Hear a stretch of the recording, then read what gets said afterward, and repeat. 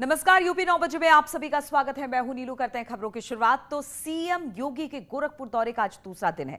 CM योगी गोरक्षनाथ मंदिर के सेवाश्रम में जनता दर्शन कार्यक्रम में फरियादियों की समस्याएं सुन रहे हैं और अधिकारियों को समाधान के लिए तुरंत निर्देश दे रहे हैं। इसके बाद 11 बजे मुख्यमंत्री गोरखपुर वासियों को 80 करोड़ की सौगात देने वाले हैं। सीएम करीब 41 करोड़ की 75 योजनाओं का लोकार्पण करेंगे, जबकि करीब 40 करोड़ की 48 योजनाओं का शिलान्यास करेंगे। मुख्यमंत्री के एनेक्सी भवन में नवनिर्वाचित ब्लॉक प्रमुखों के साथ एक बैठक भी होगी, जिसमें विकास कार्यों पर चर्चा होगी। इससे पहले कल भी सीएम योगी ने कई विकास योजनाओं की सौगात दी थी। तो गोरखपुर में सीएम योगी है। आज सीएम योगी के दौरे का दूसरा दिन है और इस दौरान कहा यह जा रहा है कि बहुत सारी सौगातें गोरखपुर वासियों को मिलने वाली है। करीब 80 करोड़ की सौगात देंगे सीएम। करीब 41 करोड़ की 75 परियोजनाओं का लोकार्पण होगा, जबकि करीब 40 करोड़ की 48 योजनाओं का शिलान्यास सीएम करने वाले हैं। इसके अलावा मुख्यमंत्री के एनेक्सी भवन में नवनिर्वाचित ब्लॉक प्रमुखों के साथ एक बैठक भी होगी, जिसमें विकास कार्यों पर चर्चा होगी।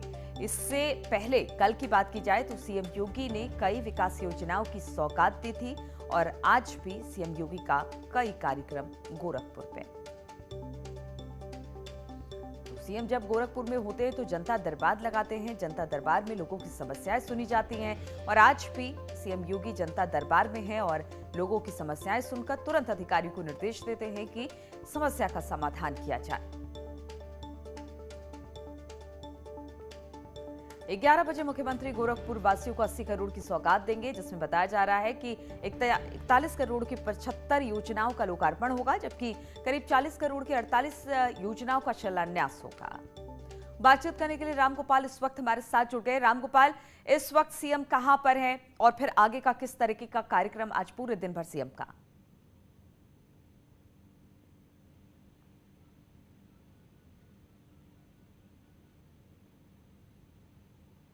दरबार लगाया था और सैकड़ों फरियादियों की उन्होंने फरियाद सुनी। मुख्यमंत्री की जनता दरबार में सबसे अधिक जो मामले सामने आते हैं थानों और तहसीलों से जुड़े होते हैं। इसमें मुख्यमंत्री ने नाराजगी भी जताई कि जो भी समस्याएं हैं उन समस्याओं का थानों और तहसील स्तर पर ही निस्तारण कर दिया जाए और इसीलिए शायद कल मुख्यमंत्री ने एक दिशा निर्देश भी जारी कर दिया जनता दरबार तहसील दिवस और थाने दिवस की, और उन्होंने ये निर्देश दिया कि 5 दिनों के अंदर समस्याओं का निस्तारण कर दिया जाए।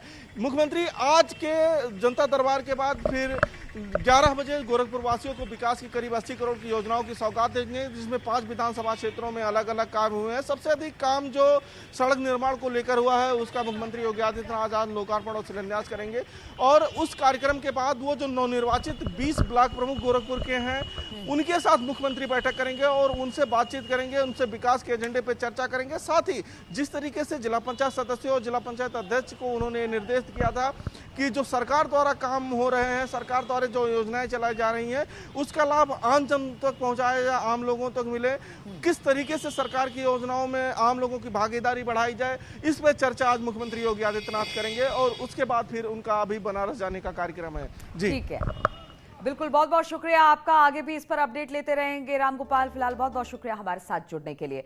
और लखनऊ से गिरफ्तार आतंकियों से पूछताछ में बड़ा खुलासा हुआ है। सूत्रों के हवाले से खबर आ रही है कि लखनऊ से गिरफ्तार मिन्हाज और मुशीर से पूछताछ में खुलासा हुआ है। लखनऊ के अमीनाबाद बाजार और हनुमान सेतु मंदिर पर विस्फोट करने का इनका प्लान था। जहां ई रिक्शा में प्रेशर कुकर बम रखकर धमाका करना चाहते थे। ये लोग कश्मीर के तौहीद और मूसा के निर्देशों पर बम बना रहे थे। कानपुर और लखनऊ के दो युवक भी एटीएस के निशाने पर हैं और कानपुर और लखनऊ के युवकों के जरिए हथियार और बारूद जुटाया था। एनआईए और दिल्ली स्पेशल सेल से भी पूछताछ हो रही है।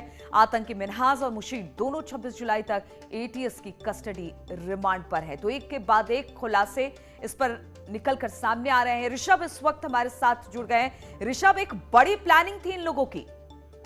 जी बिल्कुल, देखिए अब तमाम चीजें साफ हो रही हैं। कल पहले दिन कस्टडी रिमांड के दौरान जो शुरुआती पूछताछ है वो एटीएस के सूत्र हमें कंफर्म कर रहे हैं कि ये दोनों लखनऊ में ही धमाका करना चाह रहे थे। अपने घर के आसपास का कोई भीड़ भाड़ वाला इलाका इनसे सेलेक्ट करने के लिए कहा गया था। इनके जो आका थे तौहीद और मूसा जो कश्मीर में बैठे थे, उसके बाद इन दोनों ने रेकी की और ये पाया है कि लखनऊ का अमीनाबाद बाजार जो भीड़ भाड़ वाला इलाका है वहां पर ब्लास्ट किया जा सकता है या हनुमान सेतु मंदिर बताया जा रहा है, प्रसिद्ध मंदिर है लखनऊ का, वहां पर मंगलवार या शनिवार को धमाका करने की इनकी योजना थी। पूरी बातें तय हो गई थी। ई रिक्शा में ये प्रेशर कुकर बम को प्लांट करना था और उससे ब्लास्ट करना था।